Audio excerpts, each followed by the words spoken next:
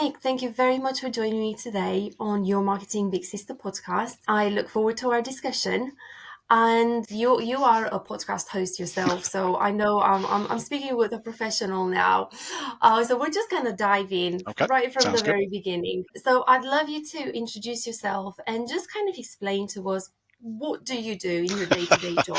Well, that could take some time. Hello, lovely to be here. Thank you for inviting me to be part of this. So I am my title is I'm a senior director of talent and engagement. Depending on the audience, you can often tack on things like experience as well.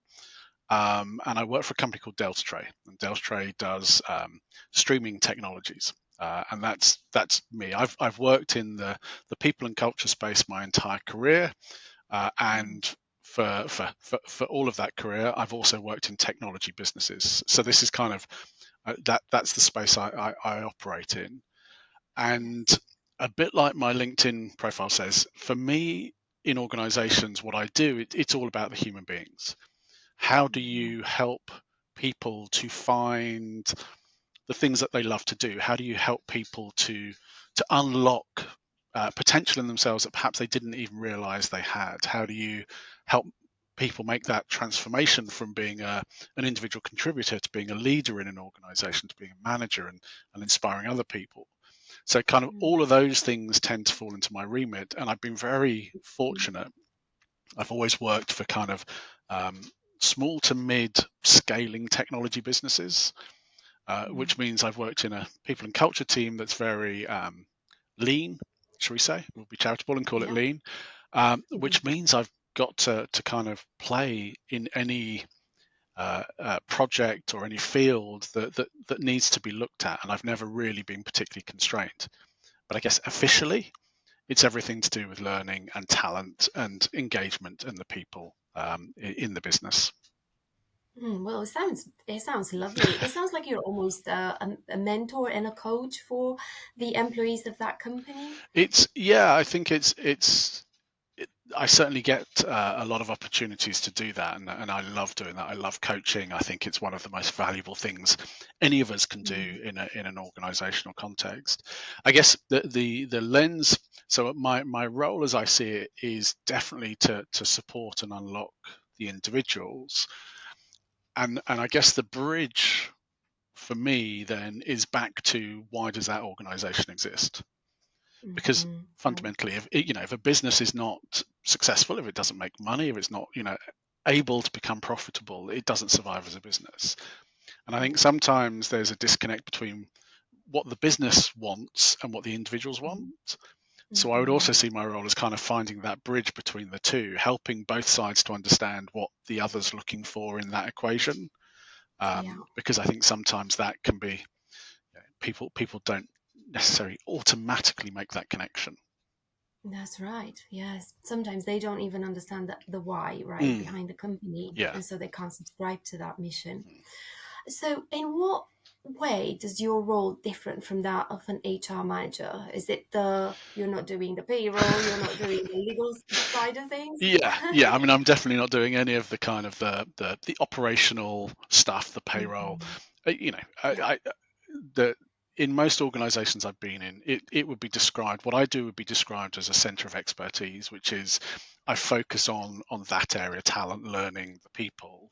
And I work with the business partners and I work with the wider people and culture team to figure out what the organization needs to be doing. But it tends to be very much kind of project-based work, and if there's a particular driver in the business, something that needs to be addressed, there'll often be a project that goes around that, and that tends to be the things that I dive into. But yeah, thankfully, if you ask me to work with spreadsheets all day long and do the operational pieces, it would be a disaster. I would not be good at that. And so, does that mean that you do quite a bit of recruitment as well? So I do, That involves. yeah, at various points. So in Mm, my previous organization, the recruitment team sat within my space, within the talent space, for a period of time. So mhm, I looked after that world. So I've worked very closely with recruitment teams through my whole career because, if mhm, you're trying to find really great talent, you have to really understand what it is your business is looking for, and how to go out and source and attract that. But also then you mhm, need to make sure that leaders and managers are able to interview in the way that helps you to uncover the people who've got that potential, who've got the mhm. characteristics that you're looking for. Yeah. Which is, as you and I both know, is harder than it at Ooh, first appears. yes, yeah, it's tricky. Recruitment, or spotting talent is a tricky business, Mm, and I think it's so pivotal to the success of a business, really right? is. Yeah, Recruiting and then nurturing the right people, yeah. helping them grow into the roles, which is where you step in.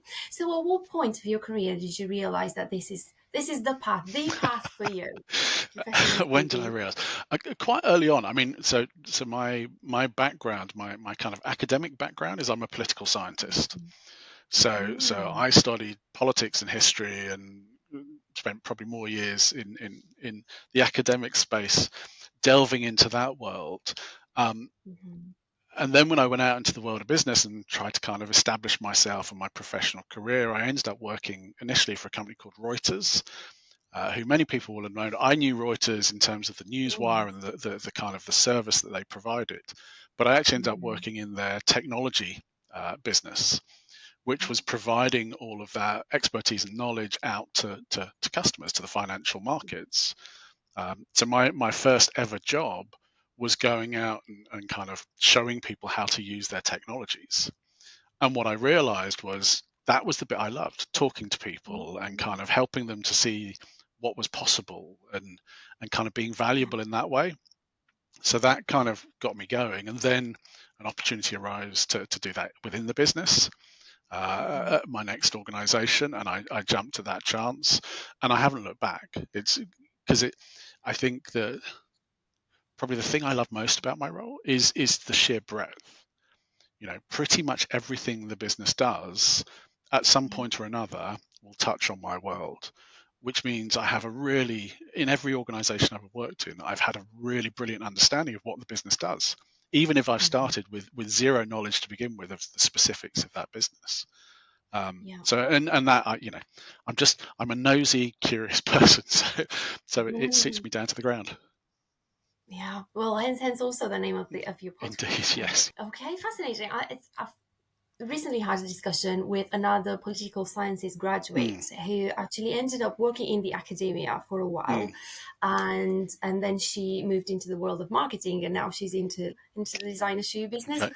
So the podcast episode is actually just gone live a couple of days ago. So it's interesting how political sciences graduates seem to like migrate into all sorts It's of different Yeah. I worlds. think it's Is that. it a good foundation? Mm.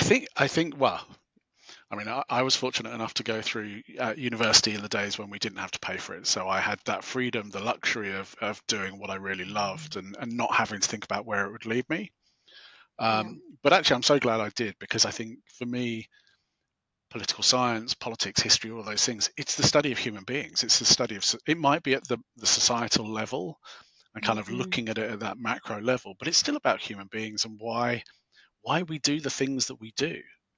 You know, I mean, if you look at history is littered with so many instances of, if you sat there and go, why on earth did that society take itself in that direction in that moment? And of course, Hmm. some absolutely brilliant examples of things that societies have done so well. But ultimately, it's still just a collection of human beings. So I think it's that Hmm. kind of fascination with people, Yeah, that comes into it.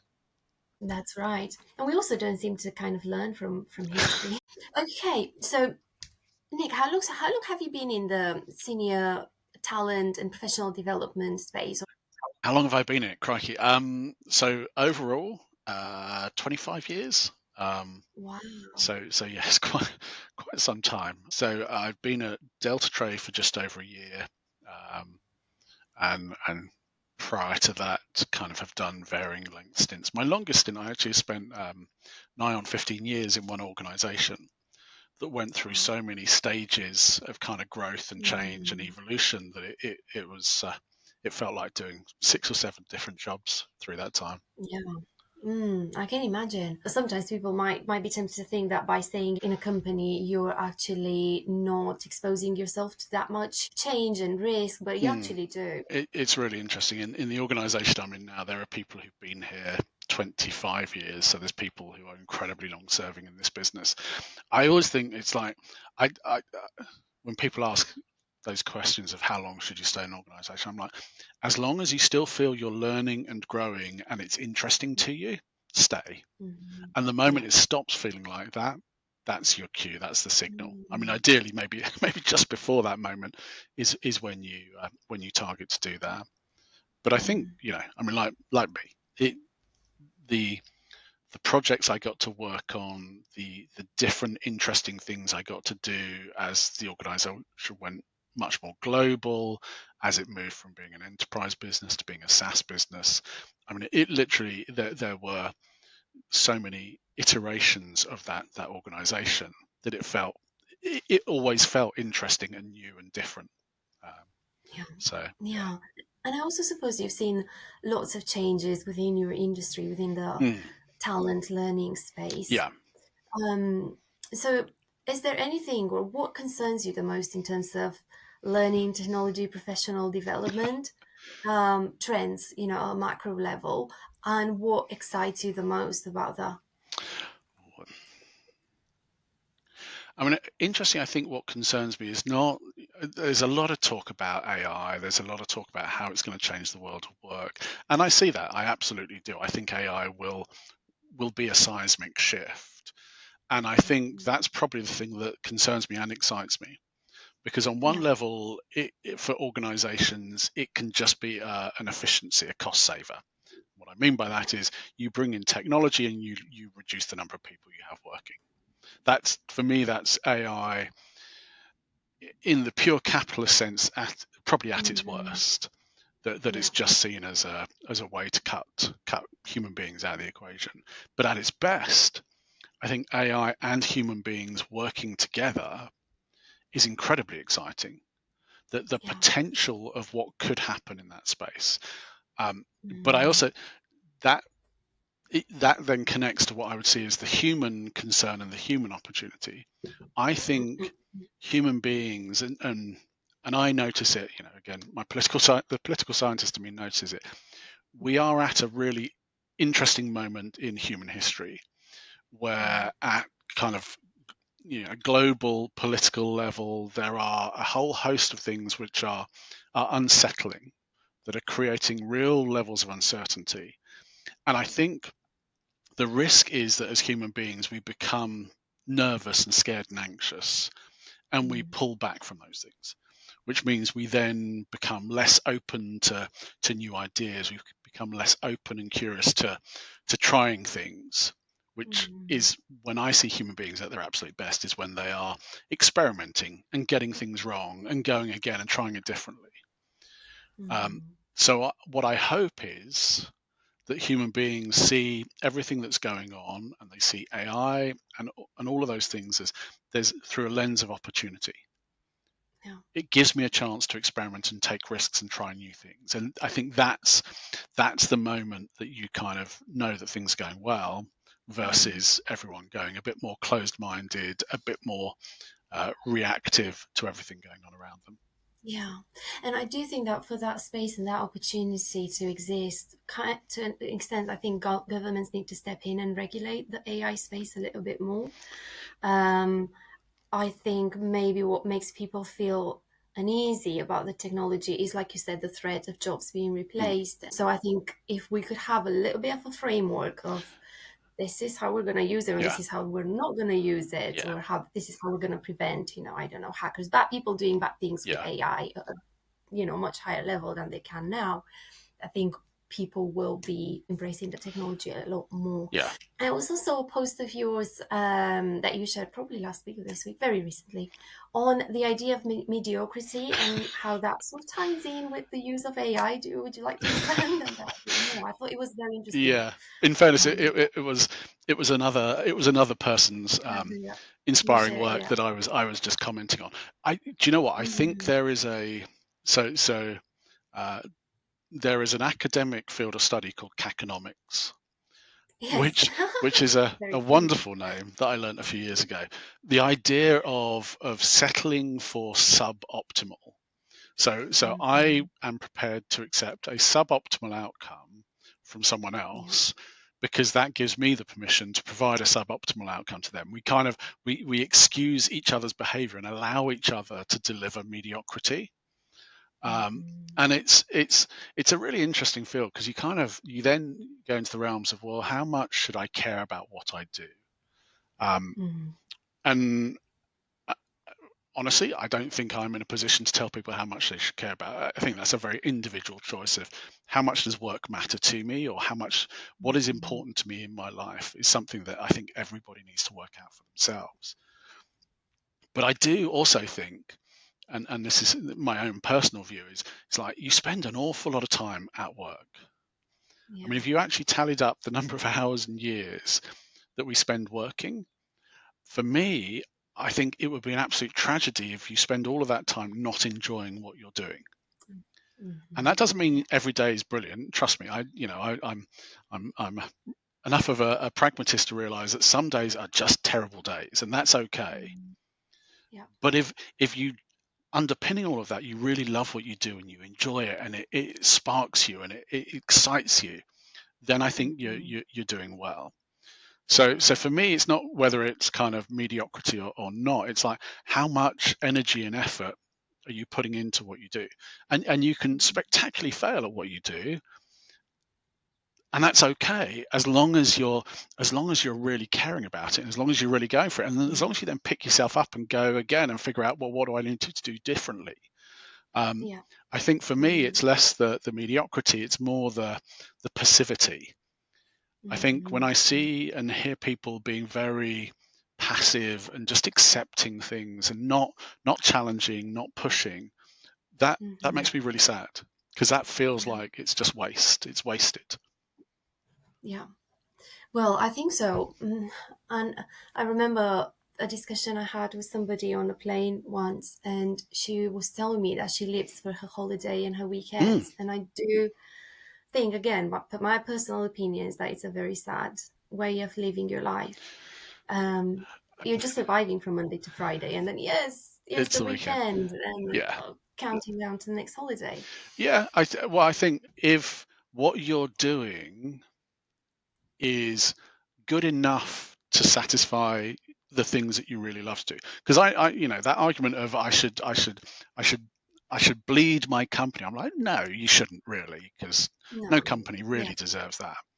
Uh, but the idea being, is what I'm doing fulfilling enough and good enough Mhm. that it addresses the thing that I really, really care about. And if the thing you really care about is spending time with your family or going on holidays or a hobby or whatever it might be, as Mm, long as what you're doing helps to fulfill that want, yeah, that passion, that need, yeah. then Mm. I'm good. But I do think if that's the case, then you should still want to do the thing that you're doing that satisfies that need as well as you can possibly do it. Mhm. And if you're doing it, you're kind of just turning up and you're turning the cogs and things like that. I'm like, Right. there are better ways to spend your Mhm. working time than just turning the cogs. Um, Right, exactly. yeah. And I do think also fundamentally we have the need to know that we're doing a good job. Hmm. I think that's actually a fundamental human need. Not that we find, all our meaning in our work, but I think a deeper level actually is dissatisfying to just go and the cogs, like you said. Yeah. To me, that statement sounded like I'm just surviving, but I like the spin you put at it because I think in the past, people were going to work to earn a living for their family. I Yeah. don't think they were asking as many questions as we do nowadays about Yeah.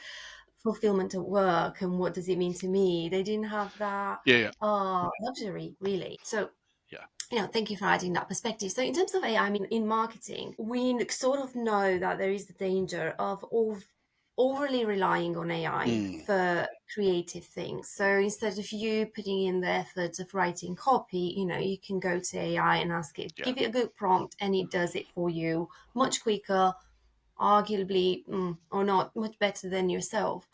And I think there is the danger that your creative capacity diminishes over time yeah. with the increased usage of AI. And I reckon that was probably what the original author of that post hinted at as well. Yeah, I That think it's a possibility. Yeah, I mean, I don't know about you though, but I am now quite attuned to when I see AI written copy on LinkedIn, for example, and yeah, it's just disappointing. It doesn't enhance the message. Certainly, it kind of mm, causes you to go, oh. But I think yeah, that I think that idea of, you know, AI is a tool, and it's a tool that hmm, can be really beneficial in the same way yeah, that, my smartphone in my pocket and being able to Google something is a wonderful tool. I don't have to now retain and memorize lots and lots of facts and, you know, things like that, hmm, because I have technology that can do it for me. But what that should be doing is freeing up my cognitive capacity to do more valuable things. And I think that's that's the, right. critical thinking, the idea of kind of how do I take what the technology is giving me, the tooling is giving me, Mm, and do something even better, even more wow, even, something that yeah, adds to that. yeah, Or how do I critique what the tooling is giving me? Say, well, actually, that hmm, doesn't quite line up, doesn't feel yeah, authentic, or it doesn't feel right. And how do I mm, do that? I think that's the opportunity. But the other way is that we just kind of lazily accept everything that's pushed out by the tooling, yeah. and yeah, that doesn't help any of us. No, totally, totally subscribe to that. Um, Now, let's move on to the kind of career Mm. progression side of things. How can we all be more strategic about our goals and opportunities? And do you recommend having 5-year career plans? Do I recommend? Yeah, I saw that question when you sent it to me. I'm like, if you want to have a Just 5-year career plan, have a 5-year career plan. well, But there's it's always that question yeah, at interviews, like yeah, it comes up. I always take the view of, look, know thyself. Hmm. So I know some people who absolutely have a 5-year plan, they have a 10-year plan, they know exactly what they want to achieve and what they're doing towards that. And that's brilliant. And I know other people who, the moment you mention a plan, they go, oh, and kind of, you've almost lost them already. I'm like, know yourself. If you don't want to have a plan, don't build a plan, because you won't stick to it, you won't follow it. However, my spin on that question of, the 5-year plan is, I always say to people, if 5 years from now, fast forward, you are still doing exactly the same thing you're doing today, will you be happy? Mm. Because actually, I don't think it's about whether you've got the plan or not. It's about knowing what it is or why you're doing what you do. So you Hmm. can have a very vague general idea of, well, I'm doing it because I love these things and I want to move in that direction. Or you can have a very specific plan that says, right, I'm this, and this. Yeah. Either of those works for me, and everything in between, as long as you've done the thinking that says, yeah, but I like this and I don't like this. I like that, I don't like that. What do I want to do more of? So Hmm. you are thinking about what it is you want to do. Yeah. At the risk of being slightly controversial, I'm not a religious person, so I'm an atheist. Um, Hmm. so I don't believe in an afterlife. I don't believe that there's anything beyond my mortal time on earth. Yeah. So this is it. This is my opportunity to Uh-huh. to to to live the best life I can live. Yeah. And I think for me that sits at the core is no, it's not a dress rehearsal. This is it. So make it count in whatever way. Hmm. Make it count means to you. Hmm. But again, it's the active. I'm an active player. It's my thing. I own it. I'm going to do it. And Yeah. however that manifests then is Hmm. entirely up to you. Yeah. I'm a Christian, so we could have some very interesting We're good. conversations Yeah, on yeah. the topic of afterlife. But I suppose the way I see it, I do think we also, as Christians, we do believe that this life matters a lot because it sort of determines your future, Mm. Yeah, yeah, your sort of eternal future, and you're in training at the yeah, moment. And so I do think, like you said, that work is actually an important part of life. yeah. Some people, they need to have a 5-year career Mm. plan. Well, I think what bother it's a question that comes up at interviews, Yeah, and some people don't have a 5-year career plan. Or how do they answer that? I think it's very difficult to articulate a plan when you don't have it. yeah. And, I don't think it should be a question, to be honest. And I mean, I'll be honest with you, it's not a very good question. However, well, it's not a good question, and it is a good question because Mhm, if I was sitting there, having a conversation with a manager, a leader in an organization, saying, "Why are you asking that question?" How does that question give you any data points that will tell you whether or not this person has the potential, will be good or great at what you want them to be mhm, doing? I don't think it mhm, does. I think it's a bit like if you're a bottle of wine, what kind of wine would you be? It's one of those type questions for me. yeah. However, I also think that it's the kind of question that tells you something about the organization you're interviewing with and the manager, the leader you're interviewing with, and how you Mhm, answer it can also be a really good way of articulating your personal brand to that organization. Because you can sit there and mhm, go, I don't have a 5-year plan. I know what I love doing. I love doing this, this, and this. And I know the things I don't like doing. I don't like doing these things. When I mhm, looked at this job, I saw these things really attracted me about the role. I'm very excited. These are the things I think I can really bring something to. yeah. So that's why I'm here. Uh, Mhm, but 5 years from now, I haven't determined exactly what that looks like. And I think, mhm, that kind of level of honesty in an interview, I think, is something that in many situations has been lost, which is mhm. you're interviewing the organization as well. Yes. If they're Mhm. asking you questions and you're going, why on earth are you asking? I'd be like, that's an alarm bell. That's like ding, ding, ding. Yes. Maybe this isn't the Yes. place you want to be. So I think that kind of resetting the way you think about the Mhm. interview questions and what's being asked is really important. Well, actually, that ties in very well with the next question about interview tips and Mm. tricks that you can share with us, Yeah, please. my basic tip number one for interviewees: really read the job spec. And what I mean by that, and it sounds like so blindingly obvious, but like read Mm, the details of it. Read in between the lines. What is it when they talk about what they're looking for? And you know, mhm, because again, the quality of the job advert, the specification you're looking at will tell you something. If yeah. they're really clear on what they're looking for someone, what success looks like for someone in the role, that's great because that's your clues. If they're halfway decent at interviewing, those are the Mhm, questions they're going to ask you to give examples for. yeah.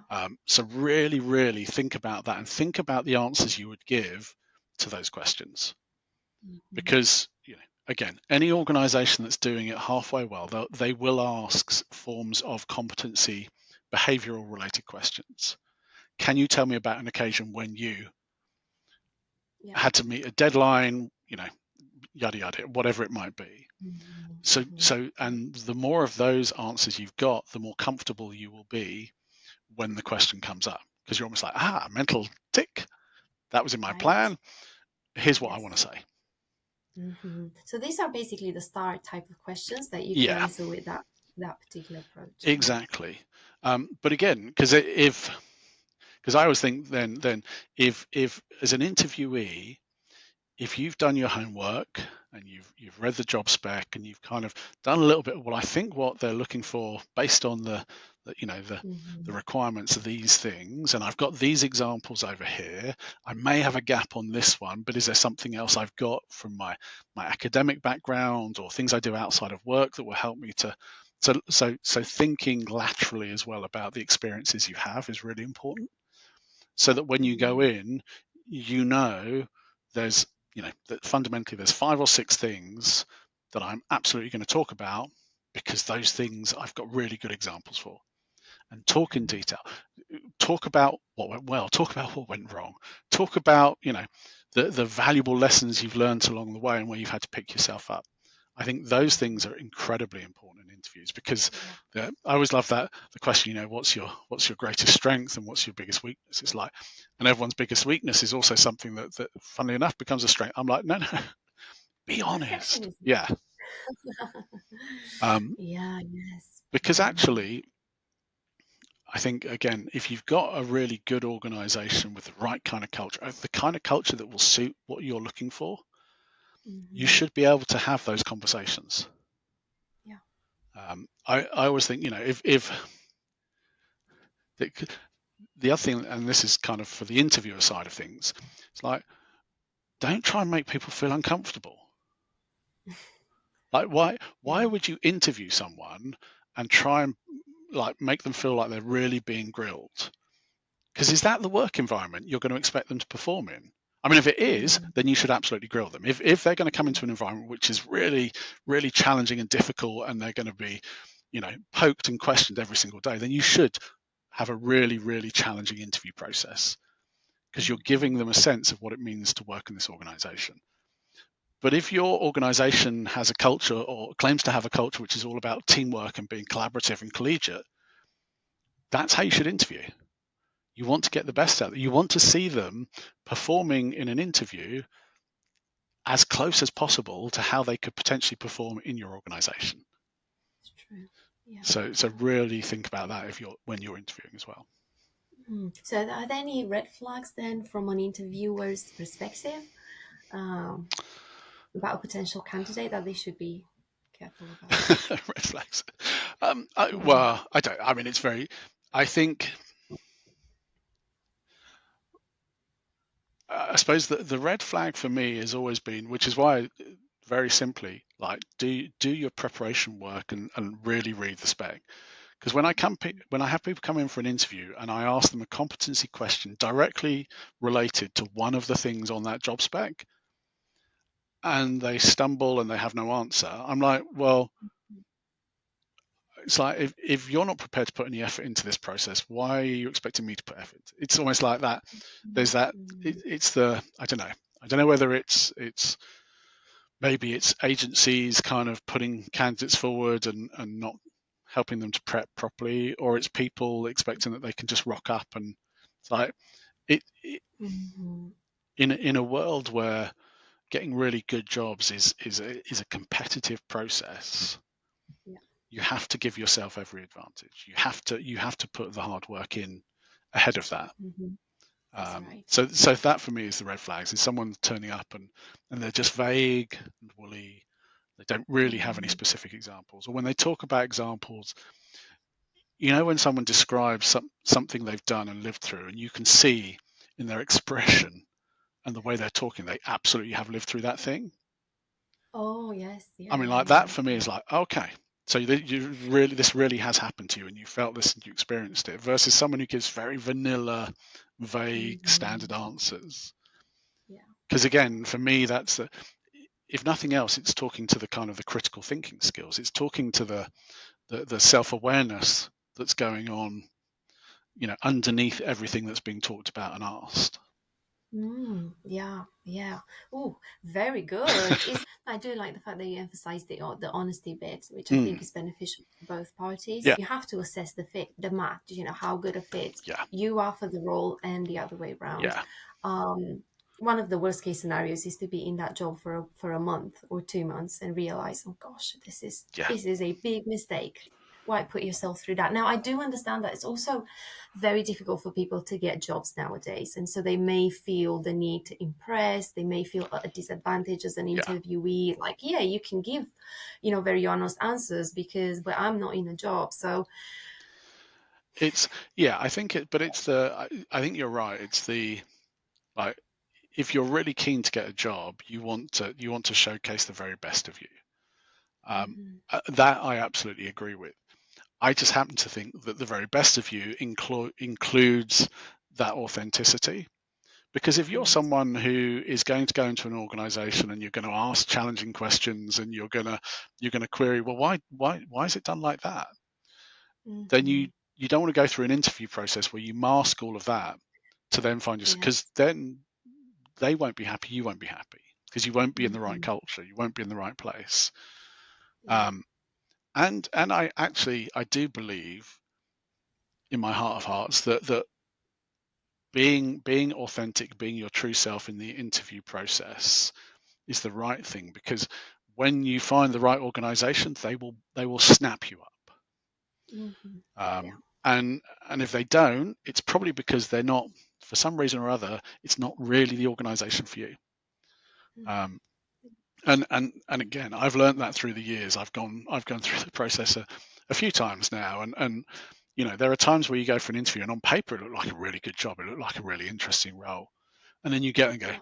oh, oh no, I don't think that's going to work for me.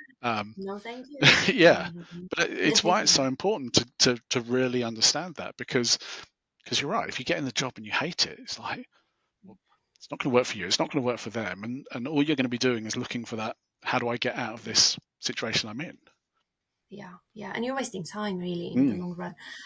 It is becoming increasingly common to have interviews online. yes, How does that? It makes it more difficult to, yeah, it's yes, it you know does. what I'm trying to say. I can't find No, no, the right I word. know exactly what you mean. It feels less human. It feels more daunting to be doing it Mm, online. But actually, and again, I don't know. This is probably my own personal preference. I'm like, you know what? But you can be animated. You mhm. should be Yes. animated. You should, if you're enthusiastic about something, you should show that. I think an Mm, interview is, it's not a performance in terms of you're making things up, but it's mhm. you, the authentic you, dialed up to your very best state.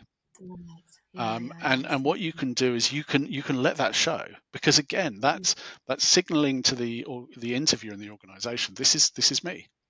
And if you mm. want me like this, fantastic. If you don't Yeah. want me like this, then that's fine. It's probably not the right place for Correct. I also think that online interviews though do make it a bit more difficult to get a feel for me. the other person and the company as well, Yeah, because you're not into their offices, yeah, you're not, you can't see people working together even in passing. yeah, You know what I mean? You're missing all those cues. yeah. And some organisation, I know some organisations have gone down the track of, even if the interviews are being done remotely, they'll try and build in some kind of in-person Mhm. moment, whether that's just a meet and greet or something with the team. Yes. I, I but I do think, I mean, again, I think for the interviewer, knowing that the interviewee is going to get a limited interaction, a limited view of your organization. It's like, okay, well then the responsibility is on the interviewer. What do Hmm. I need to do as the interviewer to give this person as true a representation of our organization as possible? Hmm. And that's talking about the things that are great, the employee brand stuff that really marks us out from other organizations. Yeah. And at its heart, it's probably things like saying, well, why do I love working in this business? I mean, Hmm. that's a Yeah. question as an interviewee I would always ask the interviewer is, what is it that keeps you at this organization? It's a good one. Because if they sit there Hmm. going, um, um, then there's a problem. And Hmm. interviewers should expect that question, and they should be able to talk from the heart authentically about why they love it. And you can Yeah. talk about some of the things that maybe are frustrating or that the organization doesn't do as well as possible, because again, you want to give a true view of the business. I mean, Mm, when I talk to people, I'm always like, you know what, the thing I love most about working in Deltray is the sheer speed and the breadth of what I get involved in. And the thing I find hardest some days is the sheer speed and breadth of what I'm involved in. yeah. It's if you're looking for me anyway, talking about my businesses, if you're looking for a really slow, stable, steady organization, this is probably not the place. Whereas Mhm. if you want to come in and you want to experiment and try new things and make a difference, this is absolutely the place you want to be. Yeah. So I Mm. think interviewers kind of being ready to address that kind of question is really important. Mm-hmm. Oh, fantastic. Okay, well, I think we have a lot of good advice, and I've definitely understood, your professional sphere a lot better than before our interview. So thank you very much for sharing all this with us. Where can people find you, listen to your podcast, and learn more about you? I am on LinkedIn. I post a reasonable amount, but I'm always happy to meet new people. One thing, if you are going to ask to connect with me, please send me a little message saying why you want to connect with me. When I get connection requests from people I've never met and I don't know, I find it I'm a little bit hesitant to do it. So more than happy if I don't know you to connect with you, but tell me why you want to connect on LinkedIn. And yeah, the podcast, The Curiosity Quotient, is available on Spotify, Apple, Amazon. So 10 episodes. I can't believe 10 episodes recorded now. My daughter's now saying, well, you have to kind of stop at 12 episodes and then go to season 2. I was like, can I just not have season 1 run forever and ever? No, it's like I've got to start thinking. It's a lot of things You to have think to think about. of a theme, right? Yes, you have to think of a theme now if you're going to have a season Yeah, two. But no, really, everybody do tune in. Nick is a great interviewer, and there are lots of interesting discussions there, especially the last episode, episode number 10. I highly recommend it. Thank you so much, Nick, for being on the podcast today. It really has been a pleasure. thank you, Anna. It's been lovely to chat.